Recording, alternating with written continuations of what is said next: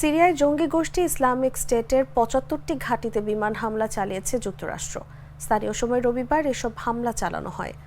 মার্কিন সামরিক বাহিনী জানিয়েছে আইএসের শীর্ষ নেতা, সহযোগী এবং বিভিন্ন ক্যাম্প লক্ষ্য করে এসব হামলা চালানো হয়েছে। সামাজিক মাধ্যমে এক পোস্টে ইউএস সেন্ট্রাল কমান্ড জানিয়েছে B-52, F-15 এবং A-10 সহ একাধিক মার্কিন বিমান ৭৫টিরও বেশি লক্ষ্যবস্তুতে হামলা চালিয়েছে। সিরিয়ার স্বৈরশাসক বাশার আল আসাদ দেশ ছেড়ে পালিয়ে যাওয়ার পর দেশটির বিভিন্ন স্থানে হামলা চালাচ্ছে ইসরায়েল এবং যুক্তরাষ্ট্র। দেশটিতে বিদ্রোহী সশস্ত্র গোষ্ঠীগুলোর অভিযানের মুখে ব্যক্তিগত বিমানে করে দেশ ছাড়তে বাধ্য হন বাশার আল আসাদ। বিশ্লেষকরা বলছেন, এর মাধ্যমেই সিরিয়ায় আসাদ পরিবারের ৫৩ বছরের শাসন আমলের অবসান হলো।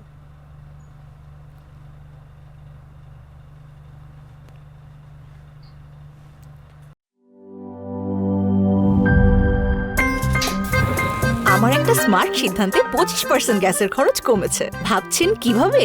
সাধারণ গ্যাস স্টোভ বদলে আমি এনেছি আরএফএল গ্যাস স্টোভ। এর সাইন্টিফিক নজল ও ব্রাস বার্নার ক্যাপ সমানভাবে তাপ ছড়িয়ে রান্না করে দ্রুত।